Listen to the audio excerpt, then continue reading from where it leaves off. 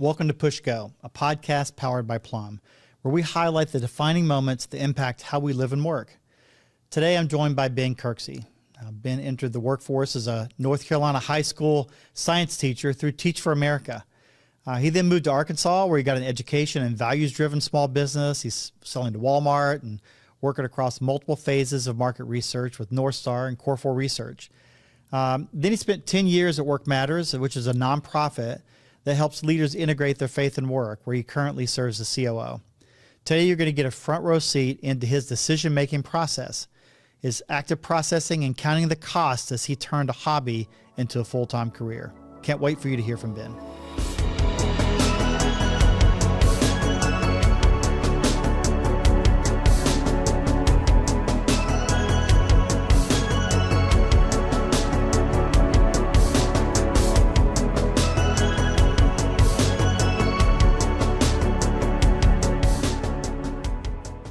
Welcome to the Push Go podcast today. I'm excited to have Ben Kirksey in the house. Ben, welcome. Yeah, thanks for having me.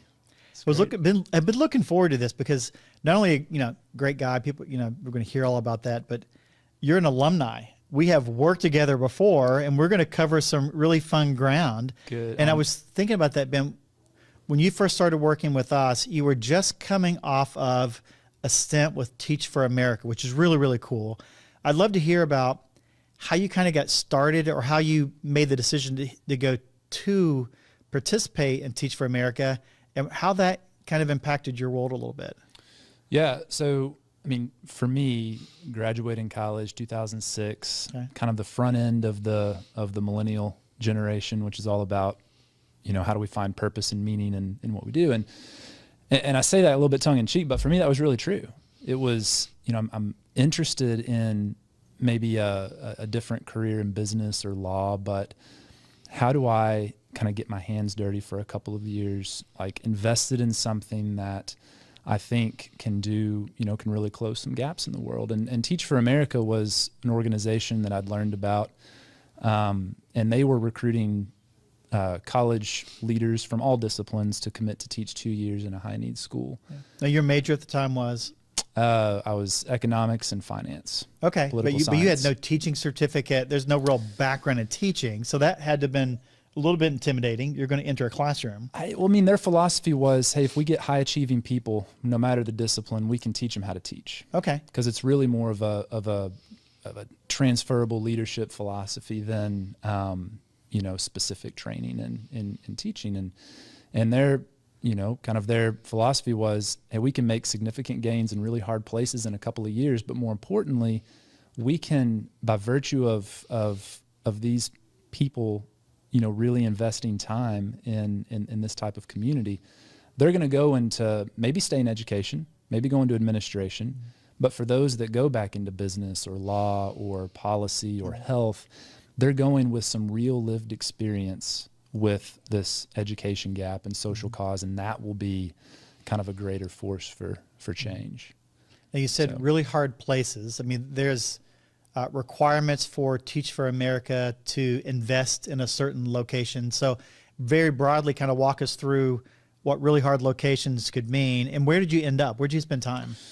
Yeah, so again, the problem that they're trying to tackle is kids that are in predominantly low-income schools just have radically different outcomes than kids that are from higher-income schools. And so they're trying to close what they call the achievement gap, and really kind of achieve educational equity. So, think places like, really rural environments or inner-city environments. Those are the districts that they would partner with to develop, really kind of a teacher pipeline and support system for change. And so for me, as I was coming out of college, kind of seeing that as something I thought I could really add value in and was excited about. I was asking the question, well, where would I be best fit? And I'm a kid from rural Arkansas, and so thought, well, maybe the rural places is going to be best for me. So I was in eastern North Carolina, kind of tobacco fields and cotton fields and that sort of thing. Yeah. And so I'm going to use this term. I know it's not exactly what you were talking about, but that concept of a gap year. Some people will go to the military for a few years. Mm-hmm. My daughter participated on the world race for a year, traveling around the world, engaging. Teach for America was kind of that point of, hey, before I enter into career A or B, Right. it does give me a grounding, a chance to engage. So as you're finishing up Teach for America, what was going through your mind from a career standpoint? Were you hesitant or thinking maybe this is my career, teaching or engaging, or were you saying, no, I'm ready to get into the business world, or kind of what I thought I was going to do? Yeah. So for me, the experience affirmed a couple of things that I think really relate. And the first one is that whatever I did, I wanted to be about developing people. Okay. So, some element of organizational development, people development. I mean, a classroom is a specific way to do that, but that can apply in a lot of different ways. And the second thing that it did is, I realized that I wasn't interested in, nor particularly called to be a classroom teacher, but whatever I did, I needed to be able to make a really direct social connection to it. So again, I was thinking for-profit or law still, but it could be nonprofit. It could be a lot of different things. Some people like sales, and it doesn't matter what they're selling. They just love the game of sales. For me, I realized that whatever I did, I needed to be able to connect the actual output of my work with a particular social bottom line. Mm-hmm. So in moving back to Arkansas and eventually working with you, I was just trying to explore that question. How do I do this in the business world? How do I take these interests in leadership and organizational development and business and really connect that to something that I can see a real social impact with? I remember when we first started working, you were debating grad school. Again, law school was kind of, but you were just thinking, okay, what am I really going to do post? And, I kind of joke about it now, but it's like, okay, so I have been for a year, 2 years, 3, how long do I have them? But, right. But it was a very interesting, formative, I would argue, formative time in your career, because you were getting a real taste of the business world and what it meant, and the 8 to 5 kind of engagement, still working with people, but kind of took you away a little bit. As you're progressing through your career with us, what were some of those deciding factors that kept pulling you back toward either the Teach for America classroom, engaging people, or telling you, I really don't want to do grad school? I mean, because you had all these options in front of you. What started pushing you toward that defining moment that we're going to talk about in a little bit? Yeah, that's a good question. I think that among the many things that, as I reflect back on the time, the 4 years that we worked together, there are a number of things that were really formative. But if I were going to distill it down to something, I would probably just distill it down to exposure. I think that the nature of the business at the time, there were 3 different businesses plus some side projects, plus what was incubating as field agent at the time. And so there was just opportunity to be exposed to a lot of different parts of the business and stages of a business, from just initial concept to getting it off the ground. And I think we had people in the office all of the time that were doing really interesting things all over the world, whether it was business related or whether it was faith related or some combination of the two. And then finally, I think by virtue of that, I was able to kind of do some side projects that continued to cultivate, that leadership interest and social impact interest. I love you. I'm glad you said side projects. That was my transition, the side project. What I appreciated in working with you is that while you're focused on the task at hand, successful at what you were doing, whether it was nights, weekends, or lunch, you had one hand way over here, which is giving back, engaging. There's this thing called Kairos, this institute, that I started to see the light kind of flickering in your eyes again. Yeah. Talk about that a little bit, because again, you're working a full-time job, but yet you were actively involved in what became kind of a full-time thing, a little bit later. Yeah.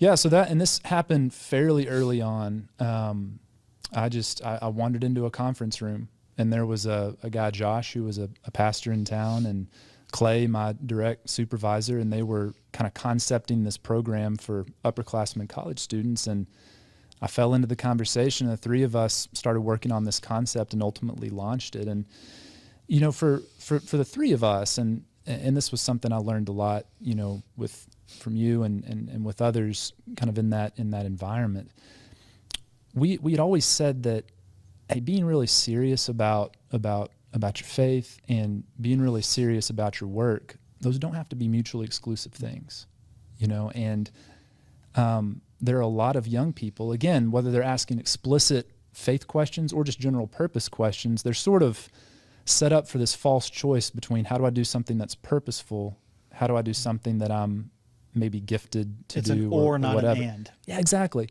And so that was the essence of this program, and it was targeted towards, from a Christian perspective. And so how do we take upperclassmen who are serious about following in the way of Jesus, but also really gifted and want to go into retail or finance or entrepreneurship, and really not make them choose, but sort of get training these things together. Because, whatever your faith is, I think that most people can agree that, whatever they think about Christians or any particular faith or church or whatever, that, Jesus did some pretty good things. And so following in that way through the venue of work could have some really positive, social outcomes. So we started concepting this idea and launched it in the summer of 2010. And then after that summer, we were kind of at a juncture where we had to answer the question, there's a lot of momentum here, so do we incorporate as a nonprofit or do we find one to come under? And the three of us weren't particularly interested in creating a nonprofit, but we loved the program. And we had an organization in our office, Work Matters, that was a perfect fit. Similar ethos, but they didn't have anything that served a younger generation. So it was just a nice marriage for this program to come under that nonprofit structure. And so for me, at that time, I just saw that as a way to get to create, to lead, to really bring shape to an idea and kind of do those things that, again, reflecting back on the Teach for America experience and some other experiences, get to be in the people development, organizational development, kind of idea development, and really in teaching, kind of all in that intersection. So just continued to lead that for the next couple of years, again, as a hobby. As a hobby. So while that hobby is going on, it wasn't just you making those decisions. Enter Rachel. Mm-hmm. So, you have Ben Teach for America on his own. At this point in time, I was trying to remember, you said 2010. When were you and Rachel married? 2010. 2010. So it's not just you making the decision. Now it's the two of you together. You're in this business world. Again, you're successful. You've got this hobby that's much more than a hobby. It's pulling you. And as we were thinking through this, that push-go moment, that moment that kind of put you over the edge that says, I'm going to now take this from a hobby to go pursue this nonprofit entity full-time. You're a planner, you're a deliberator, and so it wasn't just overnight you did this. So walk us through a little bit of the decision-making for you and Rachel, and you and the people that surrounded you to make a big move out of the for-profit business world into another nonprofit kind of world full-time. Yeah, for sure. And like there was circumstantial buildup to even knowing what decision it is that you're making in the first place. And so 10 years ago this fall, actually, like 10 years ago at this time, I would have been in the middle of really trying to discern what is the next step from a vocational standpoint. And, you back up several months kind of coming into 2012, that wasn't the question at all. I mean, I came into 2012 thinking like, okay, we've sort of reorganized our market research company, and I've got kind of a leadership role there. I'm really enjoying leading Kairos on the side. I've got a 6-month-old at home. There's this new board opportunity with this social cause I'm really excited about. This is going to be a great year. And everything is on all cylinders. You're successful. All these opportunities. Everything's a yes. Go, go, go, go, go. And man, that was a really hard year. And it was really hard for a number of reasons, some of which weren't in my control, just external stuff going on with the business, and a lot more that was in my control because I'd said yes to too much. I hadn't admitted that, I was doing some things that I was talented for but hadn't any experience with. And by August, like got to a pretty low point. And again, that was from a combination of things. Some that it was just outside my control, and then some that was just had caught up with me, or overcommitment had caught up with me, and just being stretched too thin, and really failing in some ways, you know, with a couple of clients that we had. And that was really the moment when I started to ask the question, what do I need to change? Like, is this just a time where I need to process through a hard season and, you know, really learn and grow from that? Or do I really need to do something different? And I'm going to pause you for a second there. Yeah. You're in a great role. I'm going to pause. So you are a successful person. Was this the first time in your life that you had some doubt as to your either capability or ability? Because again, you've got outside looking in, Ben's got it all, family, career, the hobby, all these things that you're hitting, but you're kind of laying out for me, but I wasn't doing as well and I was stretched too thin. And kind of for the first time, what was going through your mind there? Did you, again, on the self-doubt, or did you have any of that? You're like, hey, you're going to push through. Yeah, it's a good question. I don't know about from a self-doubt standpoint. I mean, in the Teach for America experience, you know, this is not their intention. I mean, this would be true for a lot of fields, but you know, you've never taught, you go to a hard place, like you're going to get your teeth kicked in every day. Okay. You know, and kind of go from being that A student to like not really. So you'd already had an experience. I had some failure experiences and trying to work through that. But this was the first time in a while, and this was the first time really at our company where sort of everything had been up and to the right, and it's like, oh, screwed up, dropped the ball on that, really dropped the ball on that. So yeah, there was definitely some of that, but it was a lot of different factors going on, I think. And you're getting ready to push go forward. How did you make the decision to go to the full-time nonprofit piece that we're going to talk about in a second, but how did you make that decision? Were people around you? Are you a pros and cons guy? Did you have your checklist? I mean, how did you make that decision? Yeah. So, I mean, at that point, like it was a low point, but again, you're trying to answer the question, because we're going to go through ups and downs and everything, you know, and trying to answer the question, okay, is this like a seasonal low point, or is this just a mistake to learn from? Or is this a time maybe to do something else? Because the reality is there's a lot. I could see a future at, you know, where we were. I could see a future with Kairos. I could see a future doing something totally different. And so we really kind of reframed that as more of a career crossroads kind of vocation calling decision. And my wife and I just spent what ended up being a couple of months really trying to process through that. And that took a couple of different forms.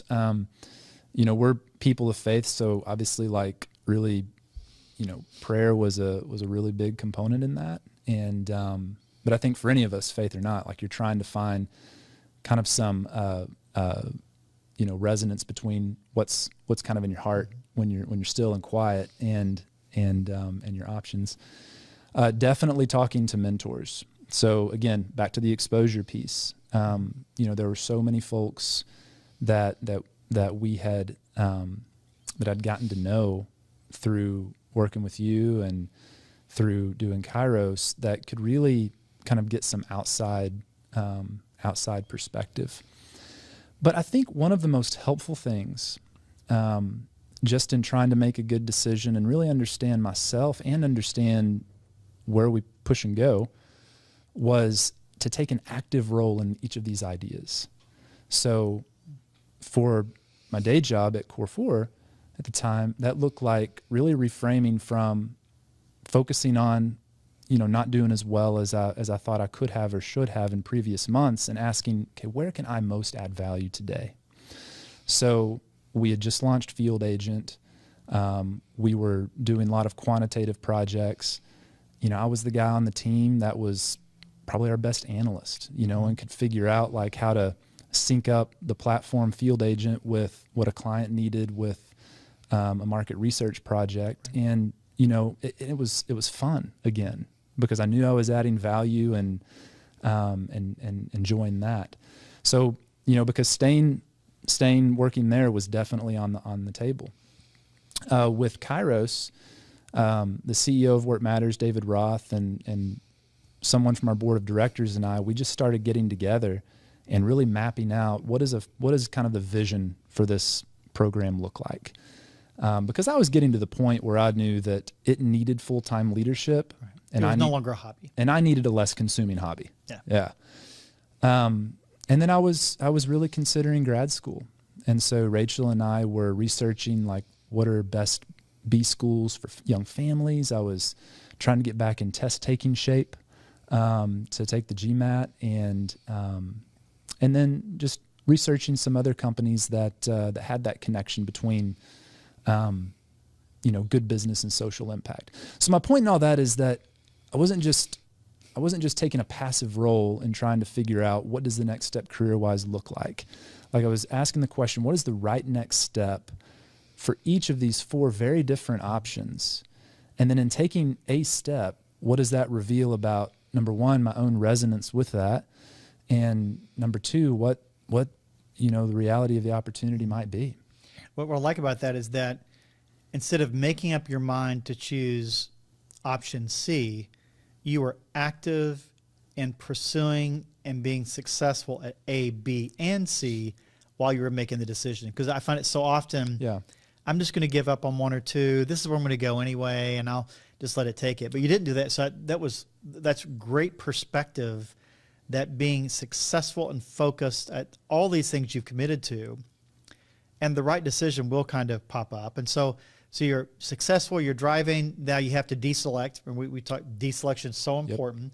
Did you go from 3 to 2, or was the Work Matters thing, was it becoming more and more obvious? And if so, what made it the obvious choice? Yeah, it's good.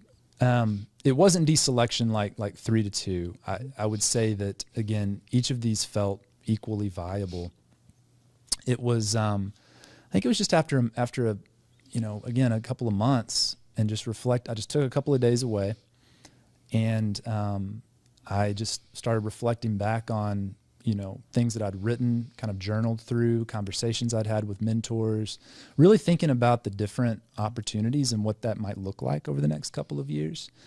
Counting the costs on those things, because there is a cost to all of them. Now, speak to that. Counting the cost. I love that. Yeah. What do you mean by counting the cost? Because there's financial costs, there's time costs, there's relationship costs. I mean, absolutely. So, and I'll just use a couple of them. So if I were to go to grad school, great for me.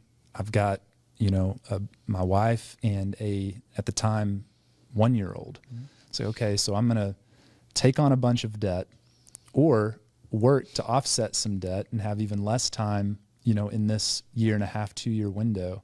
And then we're going to have to, make some decisions about how to pay that back. Like that's real cost. Yeah. That there is an actual, time, relational, financial, maybe even like decision cost, at least for a, 3 to 5 year window. With nonprofit, I mean, I got some great advice from a mentor when considering whether to join Work Matters or not. And he said, to do this right, you need to think in terms of at least 3 to 5 years to really add, whatever, clarify the longer term vision for this particular program and build the structure for it to do what it needs to do. You really need to think no less than 3 years. So when you and Rachel are thinking through this and you're talking to parents and friends, hey, if in 6 months it doesn't work out, so you're saying, no.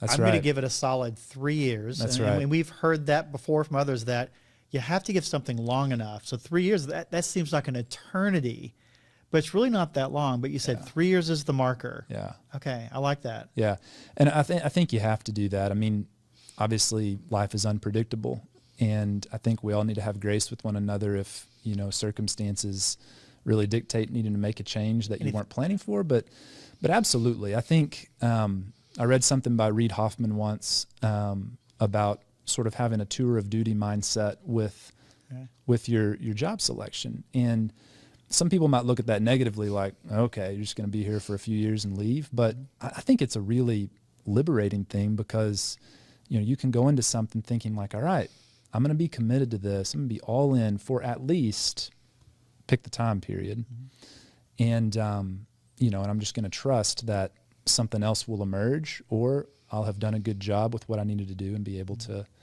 do something else. So, the cost for us was, we're leaving a place where there might be more salary growth, 401k, good health benefits, and I'm joining an organization that doesn't have those things, at least at the time. And so, a lot of my peers are in that prime season of earning power. And so there's a very real financial cost in most for-profit, nonprofit decisions, and certainly for ours there was. And so, I think you can't just get enamored with sort of all the good things about whatever it is that you want to go and do. I think that you have to pay attention to what's really resonating in your heart and what you're gifted and best suited to do. But you gotta count the costs. Yeah, I talk to people often that very few people will be blessed with a daytime job that meets their passion, that just they feel fulfilled 24/7. If you find it, stay with it, go. In most cases, you've got multiple 3-year tours of working well and enjoying what you're doing, but it just doesn't hit. But in this example, it didn't take 3 years. You hit your stride. I mean, obviously there's some things you had to navigate. Sure. But when did you realize that this was definitely the right decision? Because it hasn't been 3 years. It's been longer than that. You've been there how long now? Yeah, just under 10 years. Under 10 years. And so you've been 3-year tours. How about that? Fantastic. Yeah. So when did it click that, wow, this is where I needed to be? Well, I think in about year 3, actually, we had done a couple of things with Kairos. We had rebranded it to a Work Matters Institute, and then we had repositioned it from a college program to a young professional program. And we had been through our first cohort, just a ton of momentum with donors, with participants, with the speakers who were involved. And I was, really beginning to consider, like, okay, we sort of have some clarity here on what's going to be a good fit longer term. And it was about that time that David approached me and had really for the first time reorganized Work Matters to where there would be some different structures and leadership, and gave me the opportunity to keep running the Institute, but also take on a director of operations role and really lead the 3 other folks who were leading different program areas within the ministry. And so for me, it was, again, a way to continue to add value in something that I felt was still a little bit undone with the longer term direction of the Institute, but also to have an opportunity to do what was in my heart to do, which was play more of a direct kind of organizational shaping leadership role. And so as I think back on it, that's kind of been the path, is that at about the time where I feel like, okay, I'm kind of bumping the ceiling here, or there's something in my heart that's not quite satisfied, there's been an opportunity to express that at Work Matters. And I know all analogies fall apart at about 80%. They're not 100%. Yeah. So the analogy, you started with this Teach for America piece, and you're working with children in an area that need help, that need someone like you to pour into them. I love the analogy of taking that kind of red apple to orange or red apple to green apple with Kairos and the Institute, because while it wasn't young adults in their career that were poor or impoverished or had issues, you really are coming into that Kairos, now that Work Matters Institute, and you're pouring into a group of really young professionals like students, Sure. helping them navigate a really critical time in their lives. So for those that have no idea what the Work Matters Institute is, Yeah. right, let's talk about that critical moment, because I've seen, and the folks on our team have benefited from that time within the Institute and coming outside of that, really navigating some interesting times in their career. So tell us a little bit about that. Sure. Yeah, so at Work Matters, our vision, bigger picture, is to transform the workplace by equipping Christian leaders to integrate their faith and work. the whole idea that leaders shape workplaces and workplaces shape leaders. And so we do that primarily through the Institute. And kind of what sets the Institute apart from other leadership development or spiritual development programs is we focus on what we call the head, the heart, the hands, and the habits of a leader. And, a lot of leadership or spiritual programs may focus on 2 or maybe 3 of those. Our whole philosophy is that, hey, we can equip people in a really holistic way, right at the intersection of spiritual formation and leadership development. Those 2 things ought to be hand in hand. And so for our young professional folks, most of them are asking questions. They are asking questions of purpose. How do I connect what I do every day to sort of these deeper level purposes that I really believe in my faith? A lot of them are asking questions of leadership. Like, I'm managing people for the first time. I'm needing to decide, is it time to go start that thing or join this company or navigate this tough work relationship, or I've been given a much more consequential budget to manage. How do I, so they're asking those questions, and we're helping them both find a connection to their faith, but also just navigate those really practical work questions. So in the tech world, we talk about personas, or ICP, that ideal customer profile. So you've got this cohort of people. There's 25 in a cohort. Yeah. Say 25 people that are peers. Help us understand the ICP. Peers as in 23 to 25-year-olds because it's the first job, or are these folks kind of in that beginning part of leadership, probably in their 30s, maybe 2 jobs in, 3? Yeah. Help us understand what that would look like. Yeah, no, good question. We've been doing some work on this because we're working through and kind of prototyping how do we take this Institute concept and apply that to other stages of a career. But yeah, the ICP for our Young Professional Institute is going to be someone in their mid-20s to late 30s. They're going to probably be in their first, maybe second, like formal leadership role where they've got people reporting to them, or maybe they have some more positional influence in the organization. So, probably 31-year-old manager at a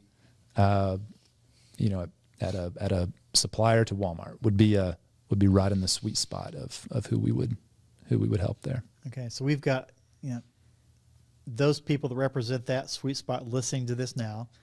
If they wanted to learn more, if they wanted to have a cup of coffee with Ben, or they wanted to understand the Institute, because it's not just here in Northwest Arkansas. You guys have the Institute and engage all over the U.S., people engaging.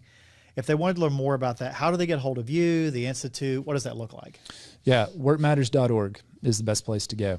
And, B. Kirksey at workmatters.org would be my email address, but it's easy to find on the website, Work Matters. Wow. So, Ben, listen, thanks for coming on today. You've been an inspiration to me for years, and how you live your life and what you're doing. And I love that aspect of your story of the counting the costs, making the decision, and kind of moving forward. That was really inspirational to me. So thanks for being on today. Yeah. Well, Rick, you've been a big part of that.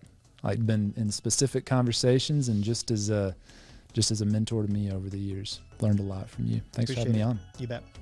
Hey, thanks for listening to Push Go, a podcast highlighting the defining moments that impact how we live and work. It was fantastic having been on the show today. If you like what you heard, you can find more stories just like this on listen.plumshop.com. And hey, we wouldn't mind and be too mad if you left us a review wherever you listen to podcasts. We have new episodes every Wednesday, and if you're watching on YouTube, feel free to like and subscribe. Now, a quick little PS or a Plum Spotlight here. We have a weekly segment where I give you a sneak peek at what we've been up to at Plum. If you need to refresh your ratings and reviews, that's what we're focused on this week. A Plum Provider Field Agent offers a variety of Walmart-approved click and launch ratings and review solutions that drives purchases, collects honest ratings and reviews, and will provide insight into consumers' likelihood of repurchasing your product. You can check them out on plumshop.com. That's plumshop.com. You can use the code PUSHGO, PUSHGO, for $100 off your first purchase. Check it out.